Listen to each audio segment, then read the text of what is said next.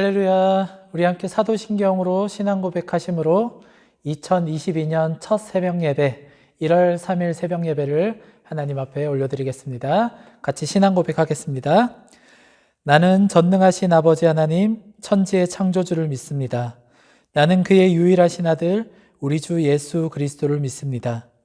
그는 성령으로 잉태되어 동정녀 마리아에게서 나시고 본디오 빌라도에게 고난을 받아 십자가에 못 박혀 죽으시고 장사된 지 사흘 만에 죽은 자 가운데서 다시 살아나셨으며 하늘에 오르시어 전능하신 아버지 하나님 우편에 앉아 계시다가 거기로부터 살아있는 자와 죽은 자를 심판하러 오십니다. 나는 성령을 믿으며 거룩한 공교회와 성도의 교제와 죄를 용서받는 것과 몸의 부활과 영생을 믿습니다. 아멘. 네, 오늘 아침 우리 함께 나눌 말씀은 요한복음 1장 19절부터 28절까지 말씀입니다.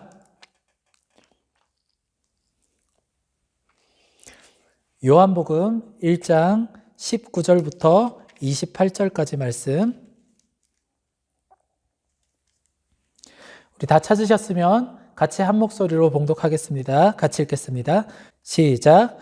유대인들이 예루살렘에서 제사장들과 레위인들을 요한에게 보내어 내가 누구냐 물을 때 요한의 증언이 이러하니라. 요한이 드러내어 말하고 숨기지 아니하니 드러내어 하는 말이 나는 그리스도가 아니라 한데 또 묻되 그러면 누구냐 내가 엘리야냐 이르되 나는 아니라 또 묻되 내가 그 선지자냐 대답하되 아니라 또 말하되 누구냐 우리를 보낸 이들에게 대답하게 하라. 너는 내게 대하여 무엇이라 하느냐? 이르되 나는 선지자 이사야의 말과 같이 주의 길을 곱게 하라고 광야에서 외치는 자의 소리로라 하니라. 그들은 바리새인들이 보낸 자라. 또 물어 이르되 내가 만일 그리스도도 아니요 엘리야도 아니요 그 선지자도 아닐진데 어찌하여 세례를 베푸느냐? 요한이 대답하되 나는 물로 세례를 베풀거니와 너희 가운데 너희가 알지 못하는 한 사람이 섰으니 곧 내 뒤에 오시는 그이라. 나는 그의 신발끈을 풀기도 감당하지 못하겠노라 하더라. 이 일은 요한이 세례 베풀던 곳 요단 강 건너편 베다니에서 일어난 일이니라. 아멘. 네, 2022년 새해가 밝았습니다. 금방 끝날 것 같았던 이 코로나의 상황이 계속 이어지고 있지만 함께 예배하는 우리 모두가 또 새해에 큰 일을 이루어 가실 하나님을 기대하며 주님의 큰 은혜 누리시는 한 해 되기를 소망합니다. 2022년 1월 우리가 함께 살펴볼 말씀은 요한복음입니다. 요한복음은 성경 공부나 새신자 교육을 할 때 언급되는 구절이 특별히 많이 있기에 익숙하게 느껴지는 성경입니다. 특히 요한복음 3장 16절 같은 구절은 복음의 내용을 함축적으로 담고 있다고 생각하여서 신앙생활을 하는 대부분이 아마 암송하고 있는 말씀이 아닐까 생각됩니다. 그런데 조금 깊이 들여다보면 요한복음은 생각만큼 쉽거나 편하지 않습니다. 한동대학교의 이재형 교수님은 그 이유에 대해서 당시에 이 요한복음 기록된 예수님께서 사역하던 이 당시에 많은 유대인들도 예수님의 말을 이해하지 못하였다. 그런데 어떻게 이 예수님의 상황과 생각의 배경 이해가 없는 현대 교인들이 이것을 쉽게 이해할 수 있겠습니까? 라고 이렇게 이야기를 하셨습니다. 비교적 사실적으로 기록된 공간복음서와 달리 요한복음은 나름 큰 목적을 가지고 기록된 복음서입니다. 먼저는 이 이유에 대해서, 이 목적에 대해서 먼저는 예수가 하나님의 아들이라는 메시아적 정체성을 나타내기 위해서 기록되었습니다. 그리고 또한 함께 예수께서 행하신 일에 대해 긍정적인 믿음을 불러일으키기 위한 것과 다음으로 믿음의 이 결과로 인하여서 영생을 얻게 됨을 알리기 위함입니다. 즉, 이 특별한 목적을 가지고 요한복음은 재구성된 이런 복음서라고 할 수 있기 때문에 이 목적과 배경에 대한 이해가 없이는 사실 이 성경을 제대로 이해하기는 조금 어려운 성경이라고 할 수 있습니다. 이 아침 시간에 깊이 있게 다루기는 어렵겠지만 요한복음을 함께 나누는 이 시간을 통해 1차적으로 요한복음에 담긴 내용을 조금 더 깊이 이해하고 또 그 목적에 맞게 우리의 믿음을 세워갈 수 있는 이 은혜의 일들이 함께 예배하는 우리 모두에게 일어날 수 있기를 소망합니다.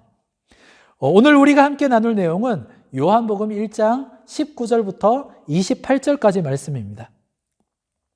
종교 지도자들과 세례 요한, 저는 이제 침례 교단인데 사실 세례라고 표기된 이 모든 부분들을 저희 교단에서는 침례라고 읽습니다. 그래서 이제 침례 요한이라고 칭하는데 아무튼 이 종교 지도자들과 요한의 대화가 기록되어 있는 부분입니다. 오늘 본문을 이해하기 위해서는 배경에 대한 이해가 조금 필요합니다. 당시 유대 사회는 이스라엘의 죄 때문에 성령이 끊어졌다는 그러한 인식이 있었습니다. 구약 성경의 마지막 성경인 말라기에는 역사의 끝에 하나님께서 구원을 열 때가 오면 성령이 임한 선지자를 보내겠다고 약속하셨는데 유대인들은 그 말씀을 믿고 이 일을 기다리고 있었던 것입니다. 그런데 이렇게 기다리던 이 상황에 요한이 침례를 행하고 제자들을 가르치고 있었던 것입니다. 마치 선지자의 모습을 연상케 하는 이 모습이 침례 요한, 세례 요한에게 있었던 것입니다. 그래서 당시 종교 지도자들이 요한의 정체에 대해서 의문을 품고 이제 물어본 것입니다. 오늘 본문의 이 대화를 살펴보면서 오늘 예배하는 우리 모두가 한 명의 그리스도인으로서 주의 길을 어떻게 예비하며 살아야 할지 고민하고 또 세워갈 수 있는 믿음이 있기를 소망합니다.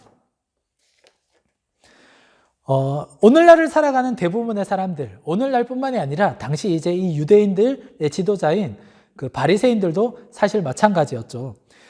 모든 사람들은 다른 사람들에게 인정받기를 원합니다. 때로는 주변의 칭찬이 과장되었다 하더라도 그 말을 듣고 싶어하고 실제로 자신을 그렇게 조금 더 높이 평가해 주기를, 높이 바라봐 주기를 원하고 기대합니다. 하지만 오늘 본문의 요한의 모습을 보면 요한은 그렇게 하지를 않았습니다. 먼저 오늘 본문의 앞부분에서 종교 지도자들은 요한에게 내가 누구냐? 너 누구냐? 라고 물었습니다. 요한의 가르침과 행한 일을 볼 때 말라기에 기록되어 있는 이 약속의 선지자, 성령을 가지고 역사하는 약속의 선지자로 생각될 수 있었기 때문입니다. 그런데 요한은 그들에게 자신을 포장하지 않았습니다. 자신이 선지자가 아님을 밝혔습니다. 요한은 이어서 그들에게 자신은 오실 메시아의 길을 예비하는 광야의 소리라고 소개를 했습니다. 자신이 주인공이 아니며 주인공이 되시는 메시아 그리스도께서 오실 길을 예비하는 자일 뿐입니다. 나는 그렇게 예비하는 자입니다. 라고 소개를 합니다. 요한은 이처럼 자신이 누구인지 자신의 존재 이유를 분명하게 알고 있었습니다. 예수보다 먼저 일을 행하고 있었기에 대중들에게 지지도도 굉장히 높은 상태였지만 요한은 그 자체를 즐기지 않았습니다. 철저하게 오실 메시아를 증거하고 그리고 준비하는 자로서 자신의 삶을 채워가고 있었던 것입니다. 사랑하는 여러분, 방향이 정확하지 않으면 작은 유혹에도 흔들리기 쉬운 것이 사람의 인생입니다. 특히 누군가에게 인생이 긍정적으로 평가를 받는다면 대부분의 사람들은 이 땅에서 살아가는 동안 조금이라도 그것을 누리고 싶어 합니다. 하지만 그리스도인은 방향이 정확하게 세워진 자들입니다. 주님 다시 오실 길을 예비하는 사람이 바로 그리스도인이며 이 땅에서의 높은 평가보다 우리의 인생이 끝난 뒤에 하나님께서 높이 평가해 주기를 기대하며 살아가는 인생이 그리스도인의 인생인 것입니다. 2022년 올 한 해 우리에게는 많은 일이 주어질 것입니다. 우리가 원하지는 않겠지만 때로는 어려운 일도 일어날 수 있습니다. 생각지 못하게 또한 불현듯 우리에게 찾아오는 이 불편한 일들을 마주할 수도 있을 것입니다. 하지만 생각지도 못한 인정을 받을 수도 있고 또 생각지도 못한 사람들에게 칭송을 받는 모습으로 우리의 삶이 채워질 수도 있습니다. 우리는 무엇인가 잃어버리고 두려움에 빠졌을 때보다 이럴 때에 더욱더 조심해야 합니다. 유혹은 힘들 때보다 좋을 때 우리의 인생을 더 쉽게 앗아가기 때문입니다. 바라옵기는 오늘 함께 예배하는 우리 모두가 잠시의 그 기쁨에 취하여서 영원한 것을 잃어버리는 자들 되지 않기를 소망합니다. 방향을 분명히 하여서 이 땅에서의 무엇보다 하나님 나라의 것들을 더 귀하게 여기며 누릴 수 있는 삶이 이어질 수 있기를 소망합니다. 2022년 역시 하나님이 우리와 함께 하십니다. 예수님께서는 먼저 그의 나라와 그의 의를 구하라. 그리하면 이 모든 것을 너희에게 더하시리라고 말씀하셨습니다. 우리의 인생 가운데 우리 스스로 무엇인가를 누리기보다는 하나님께서 허락하시는 이 일들을 기대하며 먼저 그의 나라와 그의 의를 구하며 주님 오실 길을 예비하는 믿음의 사람으로서 이 하루를, 이 한 해를 보낼 수 있기를 주님의 이름으로 축복합니다. 기도하겠습니다. 오늘 이 시간 우리 함께 기도할 때 이 말씀을 기억하시면서 함께 기도하겠습니다. 하나님, 올 한 해 믿음으로써 주님께서 허락하여 주시는 그 나라의 방향성에 맞게 우리의 삶을 채워갈 수 있기를 소망합니다. 온전한 길을 따라가게 하여 주시옵소서. 나의 만족과 유익을 위하기보다는 하나님 나라와 그 영광을 구하며 주님 다시 오실 길을 예비하는 자로서 우리의 인생을 채워가게 하여 주시옵소서라고 이 시간 이 말씀을 기억하시면서 함께 기도하시고, 또한 우리 2022년 이 한 해 가운데 우리의 모든 믿음의 용사들이, 또한 우리의 이 땅의 모든 교회들이 하나님께서 허락하시는 은혜로 말미암아 더 굳건하게 서갈 수 있도록, 코로나의 이 사태로 인하여서 비록 많은 것들이 무너져 있지만 다시금 새롭게 세워가는 한 해가 될 수 있도록 위해서 함께 기도해 주시고, 우리 부대원들을 위해서도 함께 기도해 주시고, 그리고 군교회를 섬기고 있는 목회자들을 위해서도 함께 기도해 주시기 바랍니다. 이 시간 우리 함께 이 기도의 제목 놓고 간절한 마음으로 함께 기도하며 나아가겠습니다. 같이 기도하겠습니다. 하나님 아버지, 오늘 이 말씀을 기억하며 나아갑니다. 하나님, 이 침례 요한의 이 모습을 보면서 하나님 방향성을 굳건히 하는 것이 얼마나 중요한 것인지 주님 우리가 보게 되었습니다. 때로는 우리가 우리의 만족과 유익을 구하며 다른 사람들에게 인정받기를 구하는 이 모습으로 인하여서 주님 얼마나 많은 것들을 잃어가고 있었습니까? 무엇보다도 하나님께서 역사하실 그 일들을 가로막고 예수께서 그 이름의 영광을 나타내실 것을 가로막는 모습들이 주님 우리 안에 있었음을 정직하게 고백하며 나아갑니다. 하나님 아버지, 우리가 진정 우리의 방향성을 분명히 하여서 우리는 준비하는 자로서, 하나님 주님 다시 오실 길을 예비하는 자로서 이 삶을 다하게 하여 주시옵시고, 2022년 올 한 해 우리의 삶을 통하여서 많은 사람들이 하나님을 믿고 하나님의 영광을 바라볼 수 있도록 길을 열어가는, 아버지여 길을 닦아가는 우리들 될 수 있도록 은혜 내려 주시옵소서. 2022년 한 해 특별히 아버지여 교회들을 위해서 기도하며 나아갑니다. 주님, 그동안 2년여의 이 시간 동안 코로나로 인하여서 주님 우리는 너무나도 많은 것들을 잃어가고 있었습니다.